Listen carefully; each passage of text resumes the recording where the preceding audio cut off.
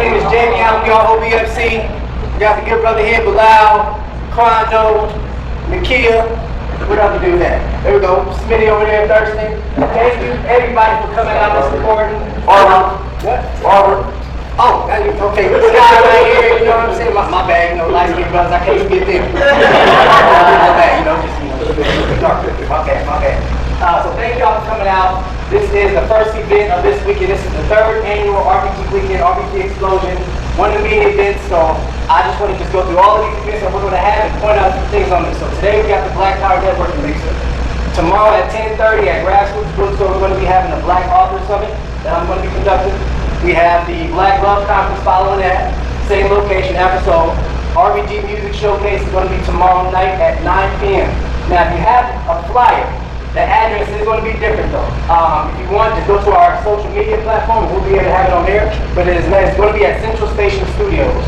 I will give you our address, but they're like, I'll write it down anyway, so just again, tap in on social media and you'll be able to get it there. It's not going to be here, so if y'all show up there, don't get mad. Y'all got the memo, okay? Y'all know. Alright, and then on Sunday at 11 o'clock at Xplosion Marketplace, we have typical new African music. So again, thank you everybody for coming out, and we're going to get started with Harley Quinn. Alright. Hey everybody, thanks for having me. My name is R.B.G. I'm the president and founder of Lioness Social Club. We are a Black women's social club. We're founded in Arizona. I am also former president of High Desert Diamonds Social Club. So we're newly established here in Phoenix. And we have an initiative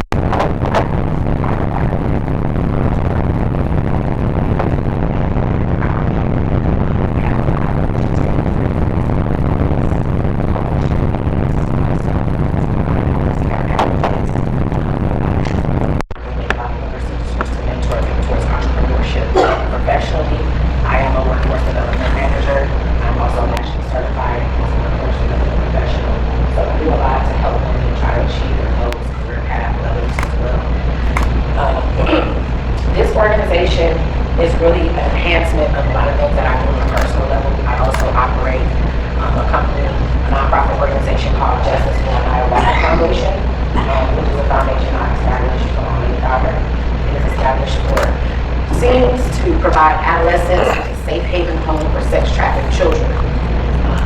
I own and operate Cornerstone Ranch, which is a 38-acre property in St. John's, Arizona, and 4 acres of that land is acquired and utilized for the safe haven home for children.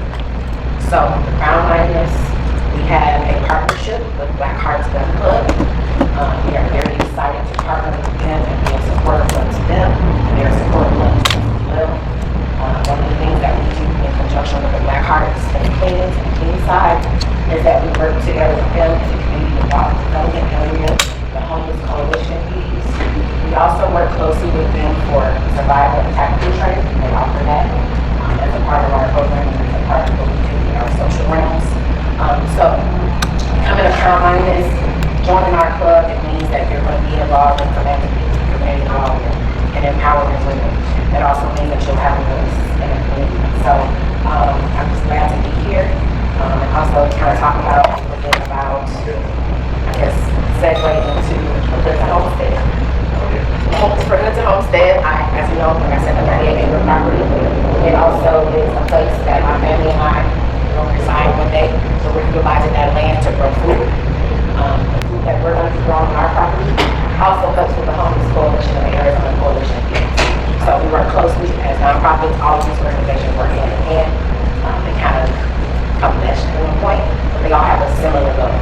That is to empower Black people to help our adolescents that are at risk, Black adolescents at risk, and to empower women. So anything we can do to work collectively and collaborate with other organizations who have similar objectives or who have that might sound like this is a way that we want to go, please reach out to us.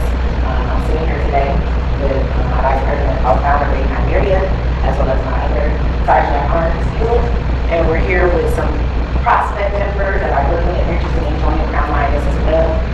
So please reach out. I think I can walk around and spoke to most of the ladies here and introduce myself. But if you have any questions, let me know. Sound like reach out to us. Our website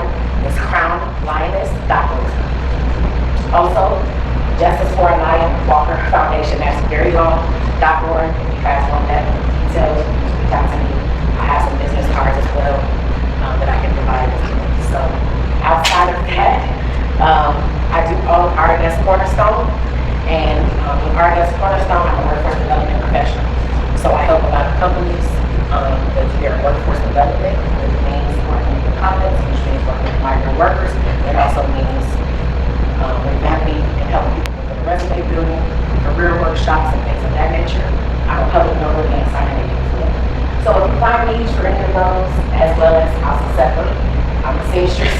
I wear a hat of many trades, so if you find that you need things that are personalized, customized, or if you want to talk in regards to the foundations and the community building, please reach out. I would like to meet with a lot of you here. I know we have very similar objectives, and I think you guys are bless. Any questions? Yes, two questions. The first thing is, when do you sleep? I do not sleep. I tell everybody that on my social media all the time.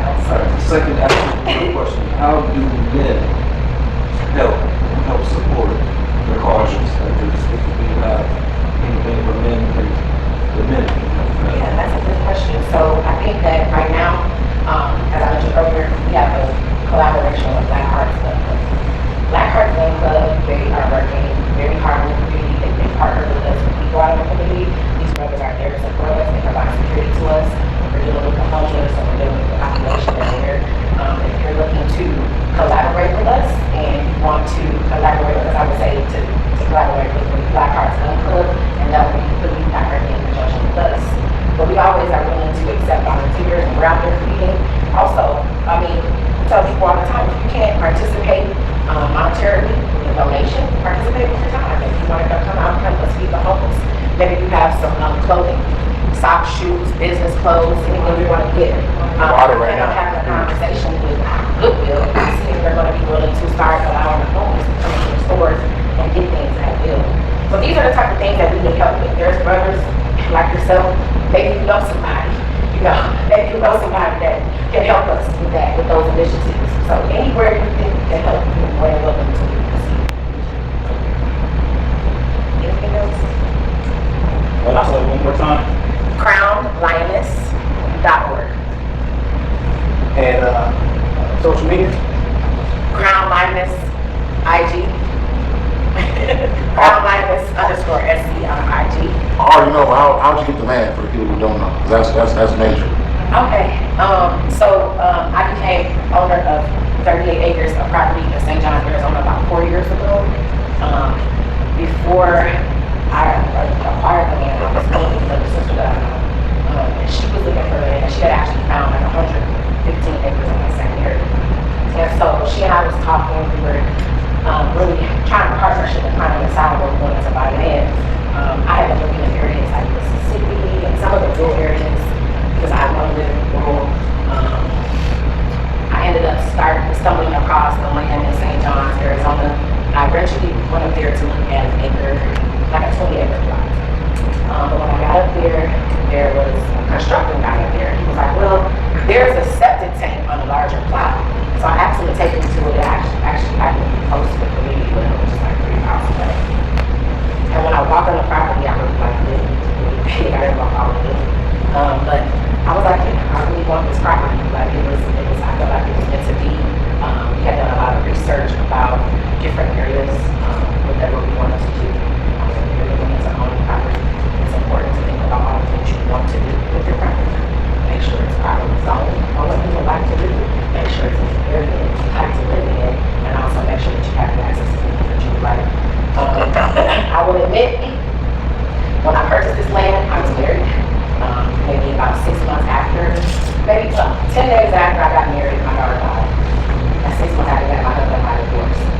Being a single woman, I'll tell you ladies right now, it is very difficult to be a landowner. It is not a walk in the park. I would not for you. It's a lot of men, companies, women too, that will try to take advantage of you for things that you may be doing. It's also, I believe in balance. That the most high end is going to be balance and purpose. And so, if you're a single woman, you want to buy land, power to you. Do what's there good, the most high allows you, but I will tell you right now,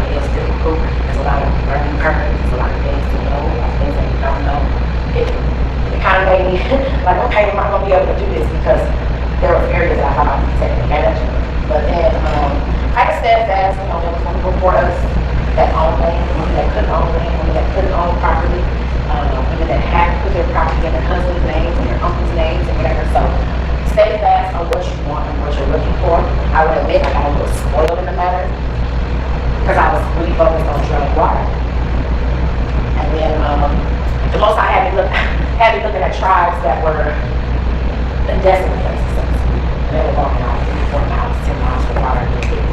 Who am I to think I don't have to work for what I want? You know, so I had to kind of get out of that moment as well, because I was like, I don't know water. I don't need the water right here. I have my this property. To each his own. But if you run across a plot that you really want, you don't have water access. Think about many nations of people who do not have any water access to them. They have to walk many miles to get it. So that's not available to them. So that's my experience, my story. Everybody's not the same. Different needs and wants. But on my property, I've done retire there, to live there, to watch my grandchildren there, grow food there, and things of that nature. It's pretty of wildlife. It's very fruitful. These brothers have land that's not that far from here. There are a lot of people living in the area that are black. It's very much developing. The area is full of Mormons, and it's very, demographics is a little, a little shady. I'm not gonna lie. I had my little rough edges with that too. But I'm strong in that regard. Yeah, I'm strong in that regard because the fact of the matter is, we didn't get the 40 acres in the Constitution. We didn't get it. So I went and bought my own. They still don't want you to have it. Just know that. When you buy it or they give it to you, they don't want you to have it. So I would say don't give me that. Especially that maybe you want to go get more. Maybe you want to buy the land. My ancestors had worked in the ground. Maybe you want to go land on the old, maybe you want to first. So I ran across that. It's very much prevalent. But I feel like it belongs to us. So I can just follow it too. Give me the pit bull instead. Give me the pit bull instead. I'll take the pit bull, because I might need the pit bull up there, for real. Did anybody else have a question or a comment? All right, thank y'all.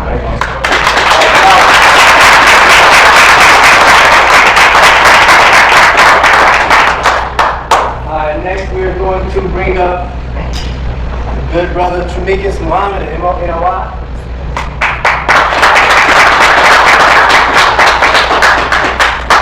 From the name of Allah, justice and merciful, I call on God by the name of Allah. Yes, I'm God is all the creation. And we all understand there's only one God. We thank him for his coming, his mention, our faith, following the peace of the Honorable Muhammad. We allow peace, first and back to Prophet Muhammad, all the way coming to God, black people who are lost. And it is coming. Black bottom, Detroit, Michigan, finally one among us, look like us, talk like us, live like we live, experience the experiences that we experience. I thank Allah for that wonderful powerful Elijah Muhammad. Thank him, Elijah Muhammad, for giving us a teacher, a leader, a guide, a man, and it's been very controversial, but a man who just turned 91 years old just 2 days ago, last week. Yes, sir. One of the longest standing black leaders in this country, most honorable minister of the Park, who's my teacher. Thank Allah for those things, but also thank Almighty God for the many great ones that have come in front of us. Marcus R, Dr. King, Noah Drew Ali, many great men and women that are the truth, Fanny Buchanan. You name it.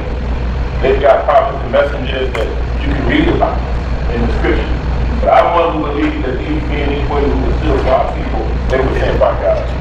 Each one of them did a great work. I thank Almighty God. When I read all of you and read the word of God, I say, everybody, Assalamu alaikum. You all know.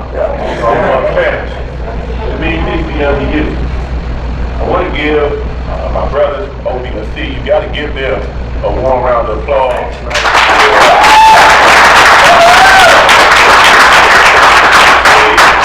My brothers, they're soldiers, they're men who love their people, and they made a great sacrifice so that we can have events like this, weekends like this. They do much more than this. I thank Almighty God for them. Right. I want to thank God for our sister, our Quinn, for the message and word that she just brought us, because I believe that you gave us something, sister, that gives us a clue of where we should go. There's a lot of power in black women. Yes, I'm blessed. I'm married to a beautiful black woman. My wife is the Harley. She is the evidence to me of the power of God, the redemptive power of God in black women. And there's no place that we would be if it were not for you. And if we ever want to get something done, we gotta have our sisters by our side. Not only gotta give thanks to the brothers of OBLC, but I gotta give thanks to the women of OBLC because we would have no brothers if it were not.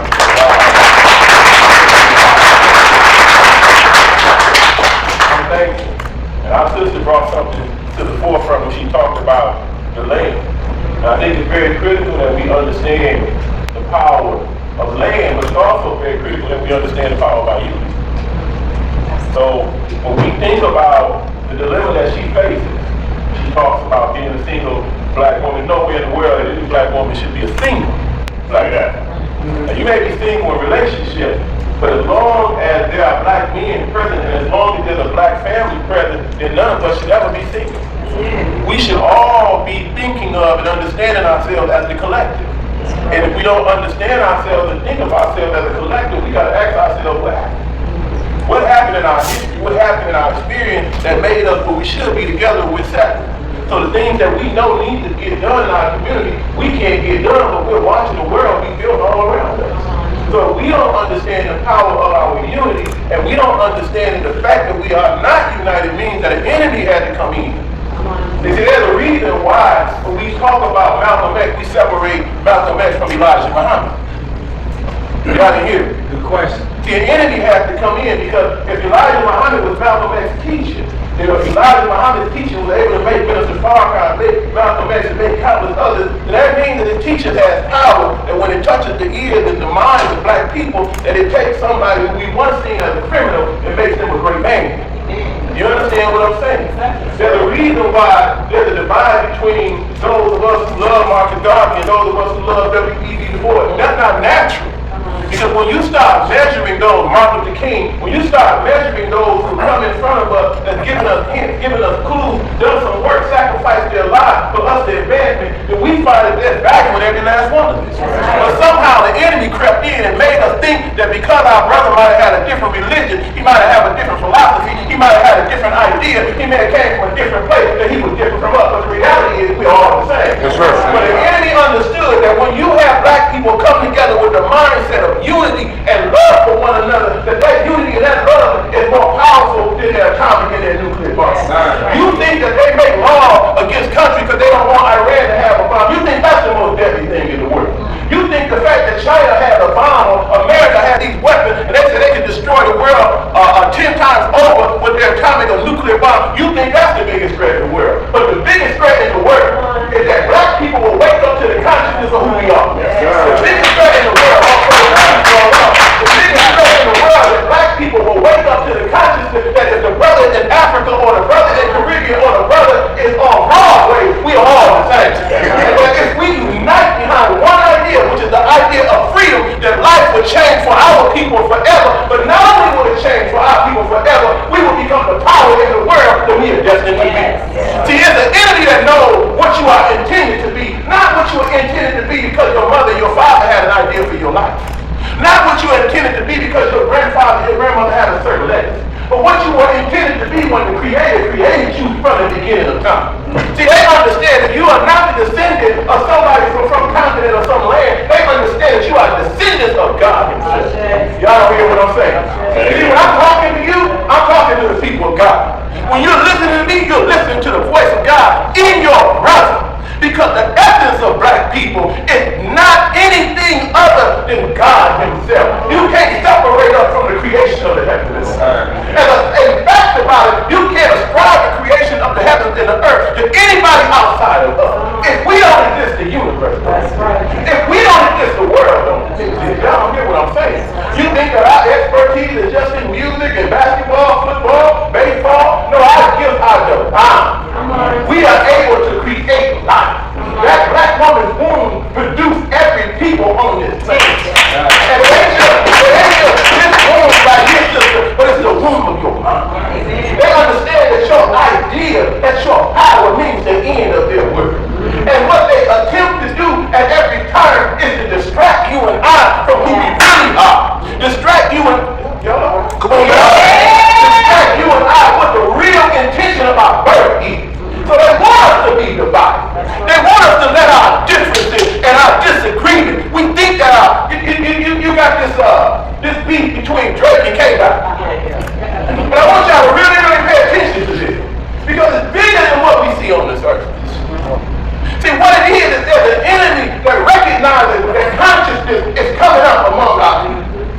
And when consciousness comes up and your eyes come open, you look at your brother and sister, you can see their fault. If I turn the lights off in the room, you can't see what's in your way. You can't see the obstacles. You can't see the things that may hurt you. So you maneuver in the dark a certain way. But when the light comes on, the light starts revealing things. And when the conscious community, which we represent, when we come to consciousness, it gives us a certain light. We start to recognize immorality. We start recognizing character flaws in our brothers and sisters. We start recognizing the shortcomings in our brothers and sisters. But when we see them, along with consciousness, I was talking to my brother a few minutes ago. And some of y'all threw the Bible away. I would tell you don't throw them away. Because they hid the truth of the scripture. But you got a story in the scripture about the creation of man. And it talks about how man was formed out of the dust of the earth. He was made in the image and likeness of God. So here you have an arm, a leg, a head. You see an image, you see a likeness, but it was not until God breathed life into that likeness, until he breathed of his own inspiration of that likeness, that it became a living soul. Likewise with the conscious community. So we can buy the land, we can put on the R.B.G, we can open up the book, but until the inspiration of God comes in us, where we can identify brothers and sisters not by their faults or their flaws that's revealed when we come into the light of consciousness, but by the spirit and the essence of the creator that's in them. So that when you see the fault, you're not distracted by the fault. You see the gift in the brother. You see the gift in the sister. And like a wise miner, you start digging into your brother and sister to get past their fault, to get past their weakness, and bring out the power and the strength of God that's in them, that you can put it on the table. And once you put it out, once you put it on the table, you put your talent, you put your gift, I put my talent, she put her gift on the table. Now we got a meal that we can eat from. So people that hungry ain't hungry no more. So people that need to be fed ain't got to go in their master's kitchen and get fed. We know not only how to buy the land and purchase the land, we know how to build on the land and farm the land and bring food to the table, not just for ourselves, but for future generations. We try to build a future here. We don't have a place in America. We don't have a place in this nation. As long as we're here, we'll always be enslaved. They will never see us as equal. It is not until we establish nationhood and independence for ourselves that they will see us as equal. This is why they hate Marcus Garvey. This is why they hate Malcolm X. This is why they hate the Honorable Elijah Muhammad. They hate all those who put the idea that we can be free from white folks' grip. And when Dr. King got the same idea, they killed him too. Right, amen. And none of us say from our enemies once we wake up to consciousness. So we gotta be united. Yes, sir. And we gotta be united in love with one another, which means we see past each other's faults. Sir, I'm proud of that. And then see the need. Because we were deprived of something. We went to school, we got educated, but they did nothing to develop our spirit. So we become educated, but we empty. We get a degree, but we empty. And then the only thing we have is to take our talent and our gift and give it back to our enemy to help continue to build a world that will destroy our baby at every turn that it gets. Look at your children in school. I look at mine. They're not getting nothing out of the educational system. Most of our children aren't even challenged by the educational system. Why we got all these homeschoolers but no school? Question. Come on now, OBLC did the education summit yesterday. All these beautiful black educators, but we don't have a school system. We don't have a national school board creating curriculum to teach our children around the country. What's wrong? What happened to us? Who disconnected us? And how come we can't see the real ideal of freedom? We got businesses, but we don't have a national think tank for business development. We got all this money, but we don't know how to pool our. I know we know how to do it, but we haven't developed our national bank or national investment fund. We still got to go to the SBA and ask them for some money. We still got to find a grant writer. I can't afford a grant writer, so I can't get it. We haven't learned yet the power of pooling our own resources, investing in each other, so that we can build. Do you know, I'm close with this. Do you know Now, you seen the news today, and you seen what was front page news for CNN. Our brother P. Diddy slapping our sister, dragging her down the hallway. That was front page news. Ain't that interesting? Since when the white folks care about black men beating a black woman? Say that. But you know what you didn't say? You didn't see the billionaires who were texting the mayor of New York, telling him that he needs to send the police in on the college campuses to pull those college students off the campuses who were asking them to take the money that the schools spend in Israel, take that money and stop investing in these killers. So it was distraction. See, our greatest, our weapon is not a weapon of mass destruction for us. It's the weapon of mass distraction. Because if you see that, then you understand that you can take your power and you can use your power for influence. Who do you want to be city council? Who do you want to be the mayor? Who do you want to be the governor? Not under Democrat or Republican, but when these brothers start writing, these sisters, they start writing, we have a Congress like this, and we start writing out our agenda. Like the Panthers wrote out their program. Like the Nation of Islam wrote out their program. What happened when the masses of black people, when the candidate comes to us, we say we don't need what you offer, we got what we have. And what we have is the most important thing to us because we've taken our great minds and our scholars and we've come up with our own agenda on how we're going to proceed in the future. We got a responsibility. Not just to look at Malcolm and, oh, we're going to celebrate his birthday. Or look at Dr. King and, oh, we're going to name a street after him. Our responsibility is bigger than that. It's to take the legacy and the word and the sacrifice of all those who went in front of us and build on it. Complete. The idea failed. Not because it wasn't a good idea, but because the enemy took them from us.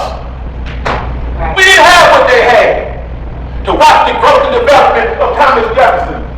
Watch the growth and development of the ideas of George Washington. We didn't have what they had. They killed ours. But you know what we do have? We have life. And we have the history. And we study the history and the ideas. How come we can't do what Marcus Garvey did with the UNIA? You mean to tell me we can't do a black scholar? These passport brothers getting on the plane? Flying down here and flying down there. We can't take our money and build our own ships and open up our own airline. Y'all flying, we flying all over the country. Why can't we do it? We can. We have the right idea of love, unity, brotherhood, sisterhood, and that nothing will break our bonds. Some of these niggas crazy.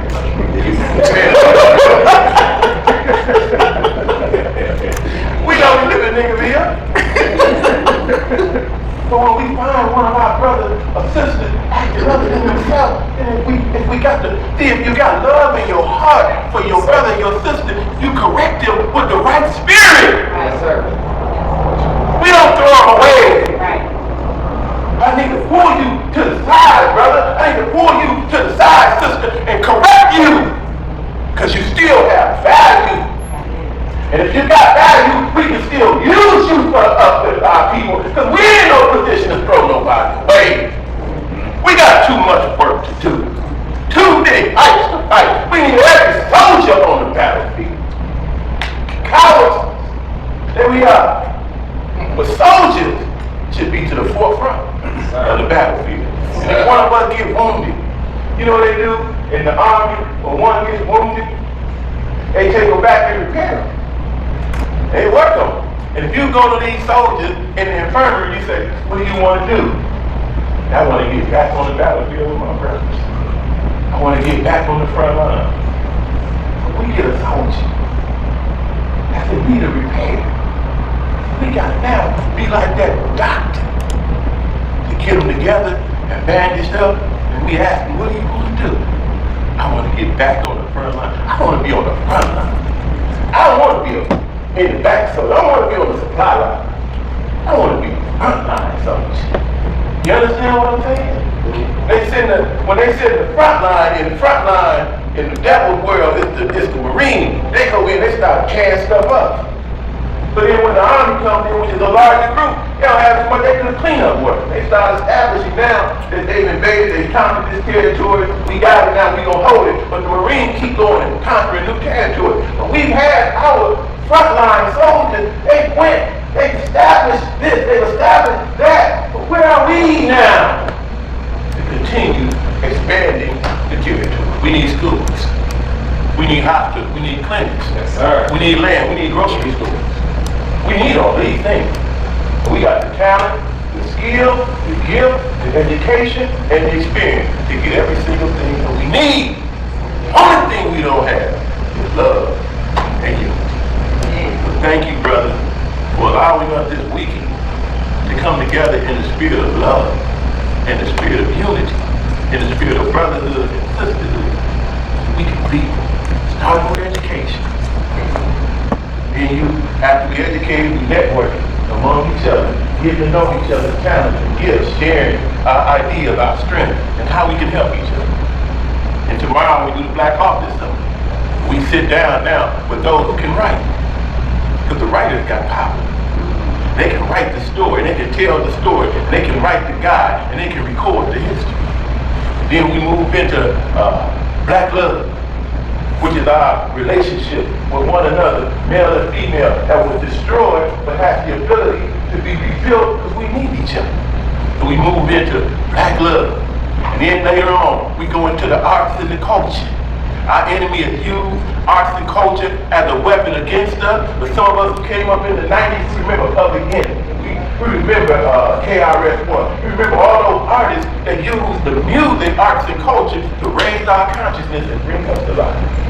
And then we ended with the temple of a new Africa. Not an old Africa that was destroyed by the colonizers, but a new Africa, meaning a new mindset for black people.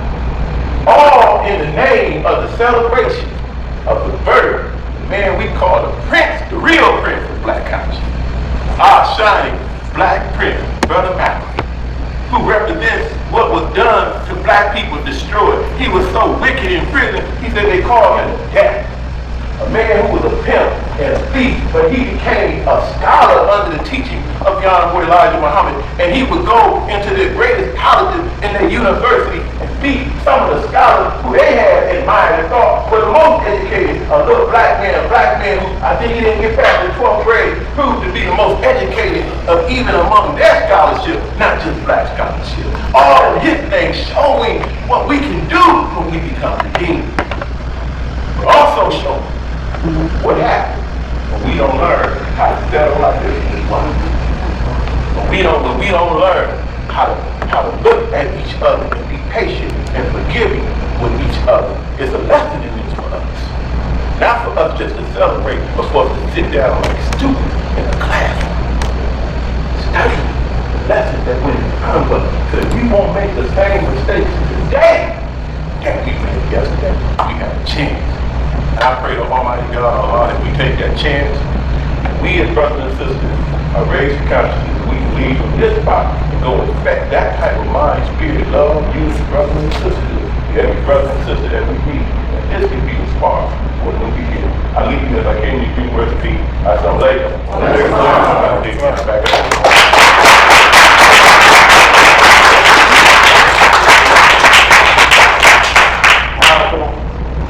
Even highlighted this weekend's events better than I did and I could, so, you know,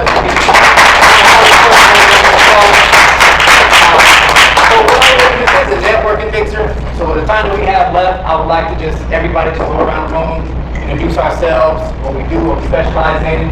I'm gonna kick it off. My name is Javion Jones. I'm a member of OBFC. I'm also an author. I own a book publishing company, a apparel printing company.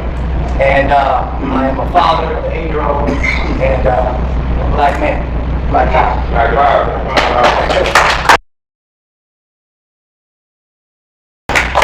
I'm Brother Bilal, also a member of OBFC. I'm an author as well. I actually be doing my first book signing tomorrow morning as well. I'm also part owner of the 37 acres that we have in St. John, so I'm looking forward to continuing to build with our people that we have in that area as we continue to kind of migrate into that area and build it up. But yeah, that's about it for me.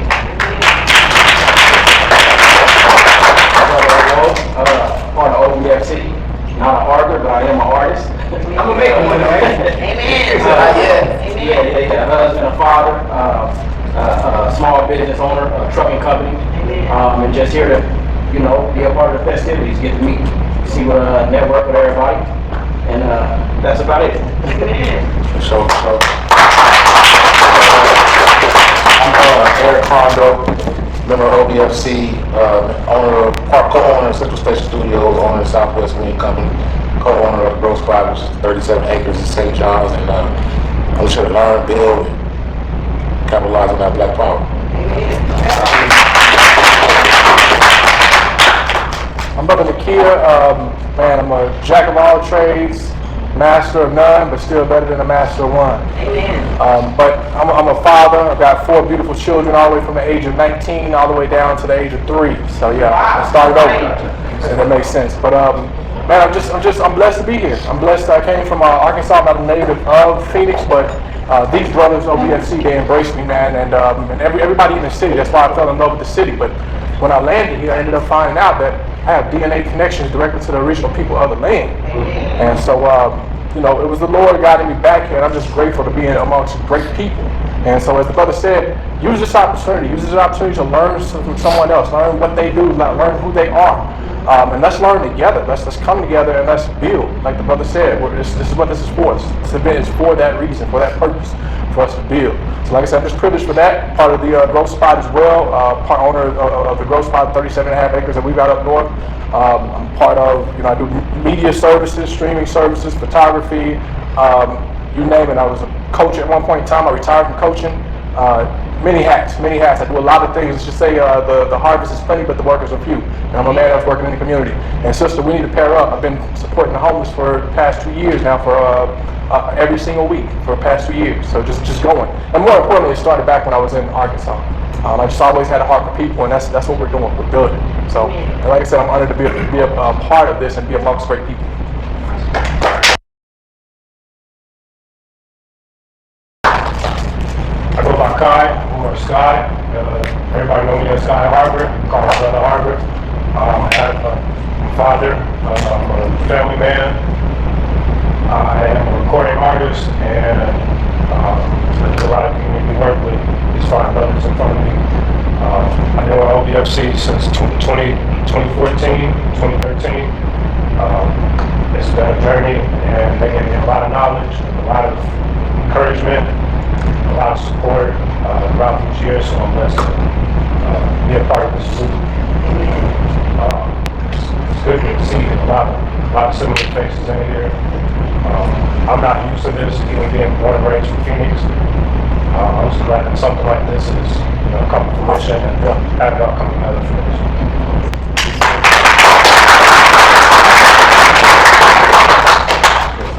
I'm a little bit shy, I don't speak. Anyway, a little bit shy. But I have a long list, but I just do a lot of things, a lot of amazing things. I believe I'm a superhero in my little satchel belt. I have special powers in my little satchel belt. I just do so much. And I don't know truly what I can do unless I put my hands on it. I believe I can't do anything. I put my mind to it, the mindset that I have. But a speaker, author, consultant, many hats. I've been in OBFC for quite a while. I believe I'm family consultant. I work with fathers, but I've been trained to not work with everybody and in programs and curriculums that work with the boys from 12 to 19. We also work with fathers and also work with the couples too as well.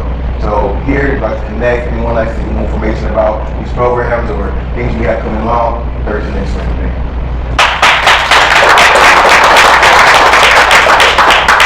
Oh, you got a pepper spray in that bag. Everybody else want to introduce themselves? I don't want to put anybody on the spot. You want to volunteer? I go by Rude Boy, National Chairman for the Black Arts. Our job is to protect people, elected people. We are here for the movement. This is a beautiful thing when we can all come and vibe with each other. it's that time. We need that within each other. That's right. It's very important that we start looking out for each other as well. We do a lot of tactical training, physical training, mental training as well, because when that time do come, and we pray to the higher up that it doesn't, but when that due time comes, we need to be prepared. We need to be ready to protect ourselves in all means necessary. We do a lot of prepping, saving water and food and stuff like that. You know what I mean? We're here for the people, man. It's a blessing being here, and I appreciate you guys.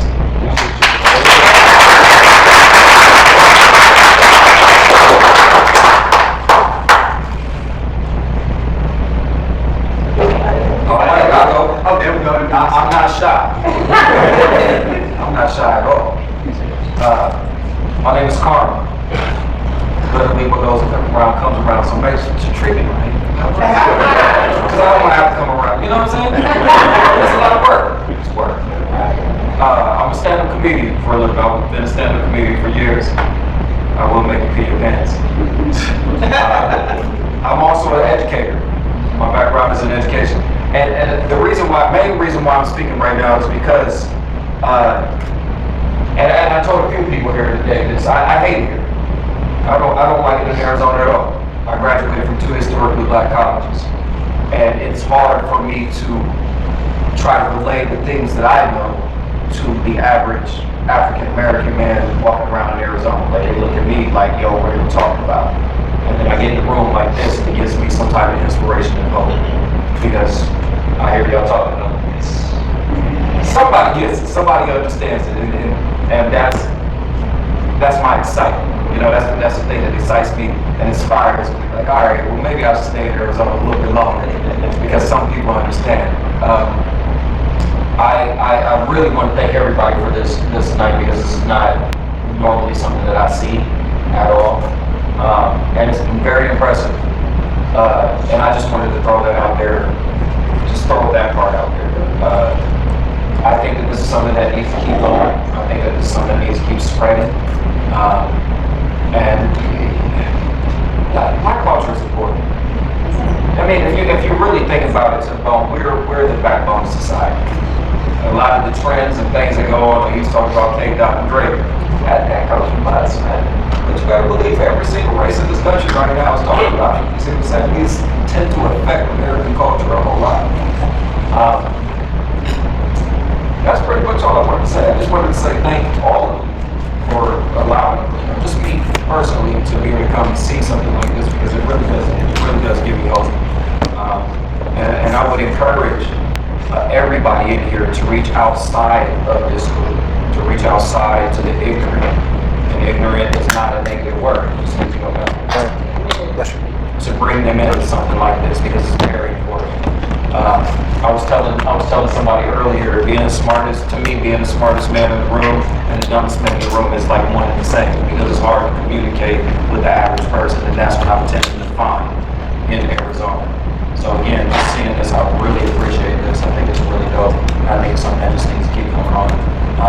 And that's pretty much all I want to say. Just thank you so much for this.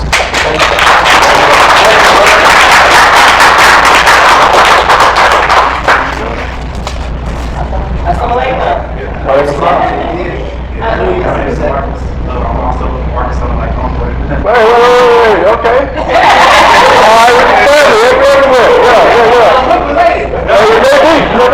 Yeah, I'm a self-taught person, so I've been studying for like 15 years now. Kind of like what inspired me was like starting from here. So I kind of know, like, the lectures and stuff, it's kind of like, that's not the system, immigrant system. We still get the curls every once in a while and everything like that. So I started with hair oils, then I moved on to like doing like rapeseed oil, line and stuff like that. So I know a lot about like herbs and kind of like things that we need to like, basically improve our health. I mean, the first thing I feel like we should change our diets mostly. Black men, that's the part of these. Because a lot of people still eat that pork, they eat that squat. It's like, I'm not here to judge or nothing like that, but it's like, I've noticed that, changing my diet and utilizing some of these herbs is changing the anxiety that we have. We have the hormones we're always looking, at blue light, mess up your endocrine system once again, making you have that anxiety or just, always feeling stressed. And, I don't feel God wants us to be that way, He should have, yoke should be easy and the burden should be light. So I feel like, the herbs that, I got a flyer, because I'm doing my first pop-up, I'm going to test out some of the herbs, but like, what black people, more want, everybody wants sea moss. That's something, every time somebody think about herbs, they think about sea moss, but I think we need, way more than that. Like I said, it's sarsaparilla. It's one of my favorite herbs that, I learned about it, kind of like helped me. So, I got a couple of flyers, my pop-up is at this Juneteenth event, and you take one, come holler at me, politic, whatever.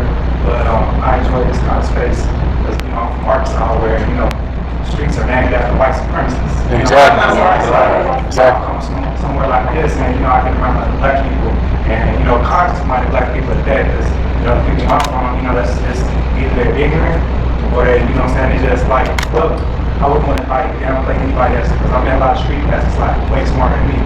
Because my chest game like crazy. But that's the mentality that everybody has, and it's just good to see that like people are trying to grow black community and trying to protect the black community and teaching us about love the unity like this brother did. Like that was real inspirational, and I just want to be a part of something like that. So that's that's it. That's it.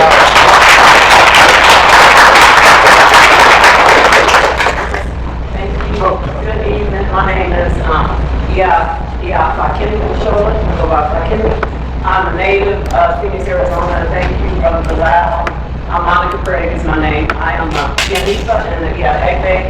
I practice Sheshe Laga, which is a traditional spiritual system of the Yoruba people of Nigeria, Yoruba land, as well. Native, grew up in Park South, Sheridan Park, South Phoenix, and so welcome.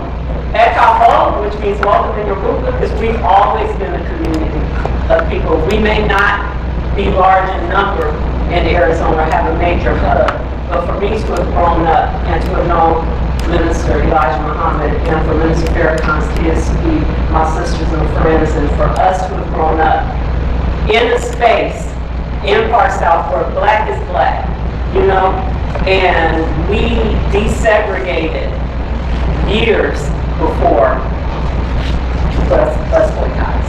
So we're a progressive community of people, and it's such a blessing. And this is my first event because I've come to Bass for a few years, about 3 years or so. So coming back into this space, I was sharing that I just got back from Nigeria. I've been back today as the 7th day. And the feeling of, and I share with Brother Bilal on the phone as well, the feeling of touching ground in a place where, whether you believe we're indigenous, wherever, knowing that the cradle of civilization started in one place. And the Genome Project traces, yes, we black people have existed in the U.S. because we migrated. We had several migrations, and so we wandered. But to sit back and to come into a space, again, where I see people from different, my cousin Gus was one of the first people, one of the black, as they were called Muslims here in the state of Arizona, deep roots, to go into the space when I touched the tarmac, and I felt at home. I felt at home to see nothing but people that looked like me, and it was a non-threatening atmosphere. Again, whether you believe, wherever you came from, we had, this is the minister, brother spoke, there's this commonality that I was telling their members were black. That's what people see. They don't care if you think you Hebrew Israelite, if you this, if you that. We have a common enemy.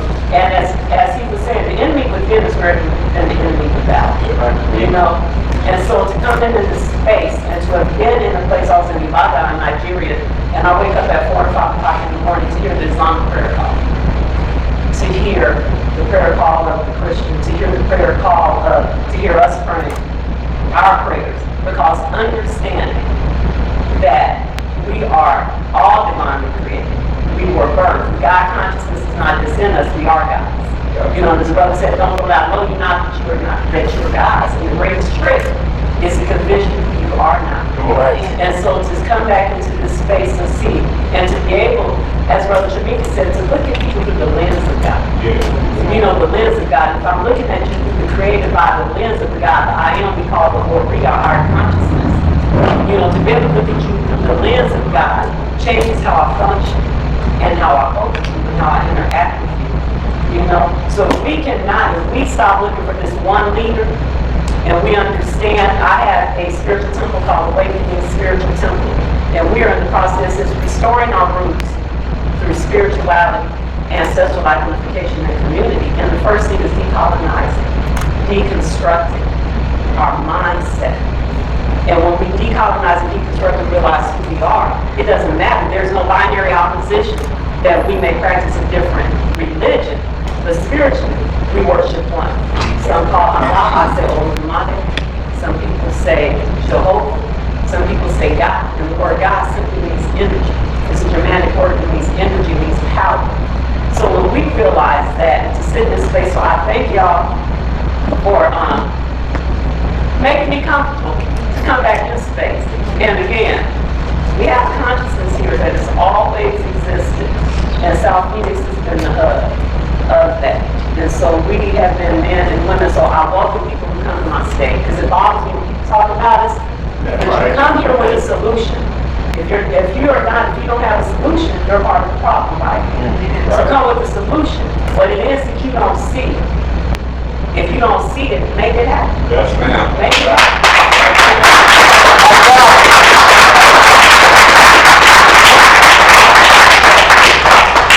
Translate for her. You don't come with a solution, get your ass out. You want to try it? Anybody else? Creative. Right. That's what I'm clear. I just want to reiterate, I hate her.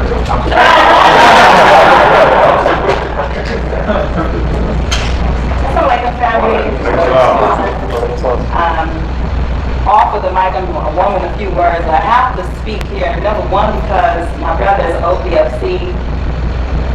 I really value what it is they bring to Phoenix, Arizona. I was telling my husband one day, it feels so good to have brothers with that full testosterone representing them, right?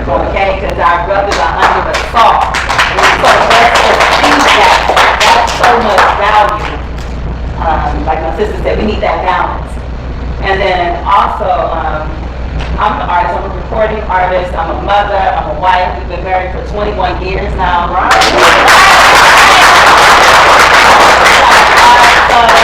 I have 5 black men up and coming. Singer, songwriter. When I was younger, wanted to get into the industry because we don't know anything about how they pimp our artists. We don't know anything about, payola and missing royalties and yada yada. We don't understand. I just wanted to give something to my people, right? Because we were suffering. And so I'm definitely here for the cultural war. A lot of us are here for the cultural war. All of us are here for the cultural war. But I didn't get into the industry. The closest that I got was an online network during the pandemic. You meeting with these brothers and sisters and learning from them. And so initially I thought I was learning, of course, to make my records better so I can give the music out to the people. Then I said, no, let me record other artists because we need a whole force of artists. So I had 3 annual hip-hop celebrations at Grassroots Bookstore. That was 3 years running. Went to college for different music business and whatnot. But ultimately, after years of pain, trial and error, working, learning how to mix and produce and all these kind of things, I realized, I said, I just want to record these babies. I want to record the babies because the enemy has our babies. So we are and a lot of times too, we can get our schedules full because we want to heal our community. We're working, but while we're out working, the enemy is coming through YouTube, social media, of course the school system, society, the billboards, just everything, the eyes, the ears, and they're transforming them right from under our grip. They're taking our children out of our embrace. As a mother, that's painful to me. Because everything I feel like we're fighting for, we can fight for, but we turn around and he has the next generation, come on. It's like ground zero all over again. So these babies, they have these gifts, they have light in their eyes, and you see them when they want to get into this industry, that light in their eyes goes away. So we gotta catch them when the light is in their eyes. Catch them. And so, you know, they're bringing these talents and gifts. Just mentor and guide them and take a hold of them. Put them on the record. Build their self-esteem. You know, I used to want to, you know, you're on these records, and a lot of times you think that that in and of itself, you know, is going to make you somebody, and that's how they get you. You're not going to be made into somebody. You already are somebody. So we have to tell them that. So bring your gift and your talent and just pour into these babies and tell them that they're gods from the very beginning. When they come out, you know, they put their head up and things like that. You know, they almost like you say, you've been here before when these babies come out. They have. So teach them hard, quick, and fast because they got it. You got teachers, they are the builders of our world. And so, and music is mathematics. So when you're gifted in music, that means that you have something else that you're gifted in mathematics. It's just a cover. So when we take their minds and get them on the records, and that's how the enemy gets them because, you know, it's the rhythm. So he puts in the word, and then that word is repetitive. Then they say, you know, you brainwashed and you doing everything that's on the record because it's repetitive. And you're like, why am I saying this? Because it sounds good, but I put the poison on it. So you can swallow it, you can eat it, you can spit that out my word. I want to record the babies. I have a small studio set up at Afri, so we're working. If you have something that you're not utilizing as music equipment or whatnot, feel free to donate it. You can get in contact with my husband or whatnot. But it's just because when I'm home, when I see the light leaving his eyes, I started an organization because I seen my sisters coming up after me in high school. A lot of things happen. I'm a survivor of sexual assault. And, you know, things happen to women in this world. Someone tried to trick me into being trafficked. Just a lot of things. So I started an organization for them. So you're looking this way, he comes this way. This is an all hands on deck situation. So we have to fight. We're here for the fight, we're here for the culture. And by the grace of God, you know, we're gonna, you know, do some things, starting with mine, yours, but we gotta do it, you know, with the culture and with the children. My name is Arian Nicole. I'll be performing tomorrow with my brothers. Okay, I love y'all.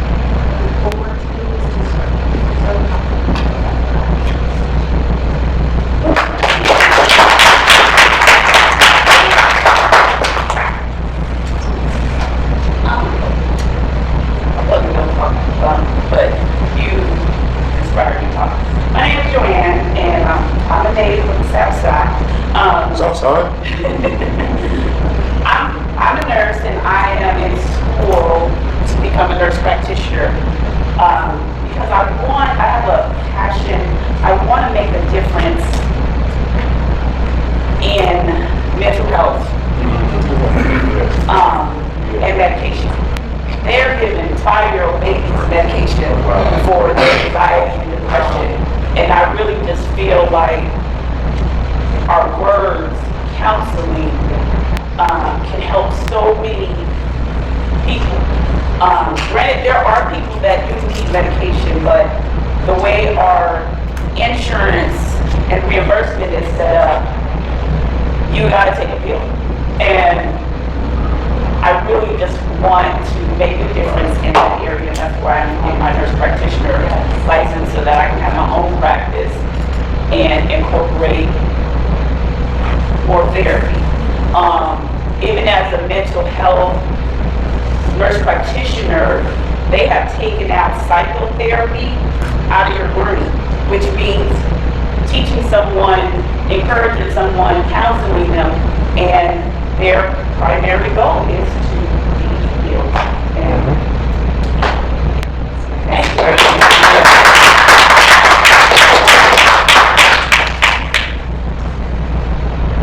My name is Tom Lill. I'm part of the Nation of Islam. Been in the city for a while, originally from Miami, Florida. But what I would like to say, you know, not necessarily all the different things that I've been able to learn and possess through experience. You know, I'm still a student. I'm a student of the Honorable Mr. Farrakhan, and my passion is in us as a people, trying to unite and be participants on trying to bridge gaps. You know, truth can take on many different forms through our perception, but truth is truth. You know, no matter what time period you want to claim as your truth. You know, we're a lot bigger than this room, but as much knowledge as we have, this is the amount of people that's in the room. It's after knowledge when we start being divided. You know, it should be more of a greater understanding on how to come together. You know, you have many different groups in this city, in the states, across the world. But we can't see the commonality with that because we're focused on our own truth. We think we're different, you know. I mean, the black man and woman creator of civilization isn't necessarily, I mean, that should be in itself not necessarily separated from those who don't have that truth in their own perception. They just don't know. And in truth, we don't know because we feel the same way ourselves. We want to hold on to our little piece of land, and we can't see ourselves in each other. We all have the same common enemy, but somehow we only want to take what he did to me, and we want to just go in that direction. I was in the penitentiary unjustly. You know, I'm a deal in that realm. My sister was sexual assault. The youth, the babies, the racism, the segregation, but it's all in one gumbo pot that we're living in. And I think that, you know, 2 + 2 is going to be 4 no matter what language and color that you claim to be. But when you start trying to differentiate the truth, you forget that a higher degree of math, you start getting into algebraic expressions. So we all add a component, there's unknown variables. But if we cease to, like, if we want to keep what our mind is what's real and what's true, I think we might miss the big picture. You know, but if we stay students and we want to be humble and want to seek understanding, I think we can understand this mathematical expression a little bit better. Because if we don't, then we're always going to have unknown variables. So, you know, coming together and unifying, you know, I would ask us to, like what my sister said, you know, put on the eyes, take your school of thought and be a student with those eyes, and see how we can connect in that on that level. Because we should be a lot further than we are, but we just want to look at it from our own personal eyes. I think collectively we can move with all the agendas is the same. The same agenda that we have for our babies, and we're all doing great things. But we're only, when you look at individuals, it's never going to be as impactful as if we bring it together.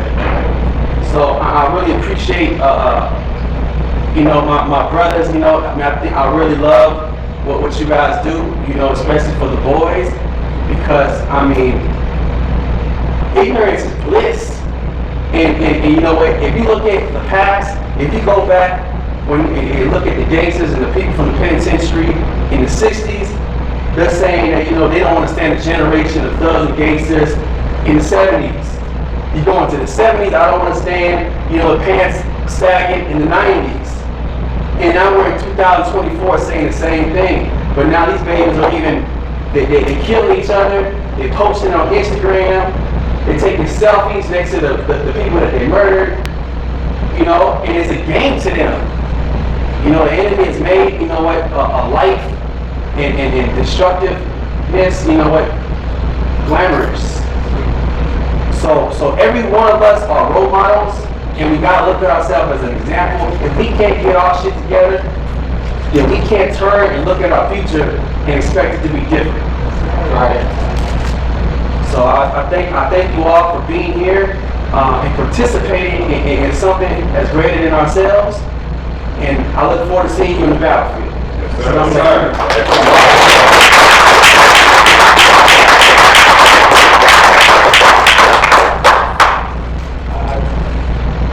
Last call. One more thing, just take 2 seconds. I wanted to bring up one more thing that you said. I never told anybody this out loud, but my very first job out of college was a high school AV government teacher, and I got fired because I wouldn't teach my students that Christopher Columbus was the very first president. So I got fired. And I only bring that up basically to protect the children. Like when he said we need to have more schools for us, that there is an agenda with how, when she was talking about protecting the children and everything like that, that's something I meant to say, but I forgot to say it. And I just felt like I needed to double back on it. It's real. There is an agenda. They are building us into building your children into robots. And I was there. You know what I mean? So I just wanted to bring that up. Protect the children. Because that's real. That's all I have to say to that. And the dancing. They got to stop the dancing. I'm just saying that. Alright, that was it. In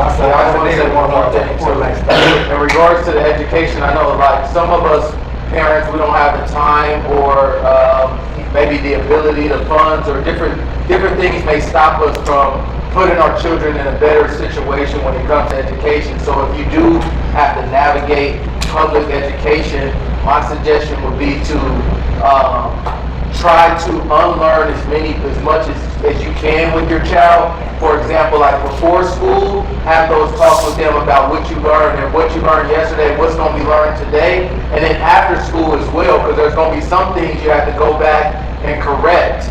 And just doing those small things I think will play a big part when you don't have the ability to put your child in homeschool or, you know, homeschool them yourself or put them in a private school. So just keep that in mind as well. I know we don't all have that opportunity, but there's still a lot you can do. And I'll add, like you said, it starts at home. We can blame the educational system all day. We know it ain't shit. We all know that. But it starts at home. We can speak. We can teach. We can communicate with our young kings and queens. We can do that. We don't have to just rely on the educational system or the school system all the time. For years and years, we always say, oh man, these schools ain't shit, ain't teaching our kids shit. Okay, what are we teaching? You know, are we following up with them when they come home? It's something that I need to improve on with myself, with my own son. I admit that. I can do better. But we have to take that accountability instead of just pointing a finger at the educational system and just complaining because we feel they're not teaching our children anything. But what are we doing when they get home? We have them more than, we know they have school all the time. But when they get home, we have access to them. Before they go to school, we have access to them. On their summer breaks, we have access to them. On weekends, we have access to them. So what are we also teaching them? Like you said, unlearning aspect. What are we teaching them? We can't just rely on them or, you know, they go to school and just come back and just expect them to just teach them everything. We know they're not going to teach them shit, especially anything about black folk, nothing positive, we know that. And now that we know that, the question is, what are we doing about it? Yeah, you'll be surprised that children actually don't believe the shit they're being taught either. So when you ask them these questions, they're excited to have that dialogue with you. So, yeah. I'm so sorry because I keep talking, but that's what happened to me in the class. I was on a blackboard writing down Christopher Columbus's history, and a kid raised his hand from the back of the room. He was like, you know, Christopher Columbus wasn't the first person here. And I didn't have the answer for that. Like I couldn't turn to him and be like, yeah, you're right. I had to be like, hey, just listen. 1492, you know what I mean? And that's just crucial. Whenever protect your children. Bottom line, protect your children. Okay, that's it. All right, we My teachers just very serious. They're not teaching the skill, but and a lot of people think that, you know, when you send that child, it's a little bit of reprieve from you, right? Because you're working every day. Make sure that when you do have your children functional, that the time you're spending is quality. Right? By that, talk with them, find out what's going on. Right? Don't have any agenda, just find out what's going on with them. Because we don't do that often. We work for 8 hours, go home, and we're tired, we're beat up. But that's when you really should be pouring into your sanctuary. That's your place of peace. And if we view it as that, we'll pour back into that and make sure that it continues to be a peaceful place. Let's start with children. That's important. Alright, so we're going to end it there. Tomorrow we will pick this back up. I would love to see everybody here tomorrow at Grassroots Bookstore. 8:30 is going to be the author summit. 8:30. Well, okay. Well, I mean, 8:30 will be here by 10. 8:30 is Grassroots Bookstore author summit. Be there. Black Power.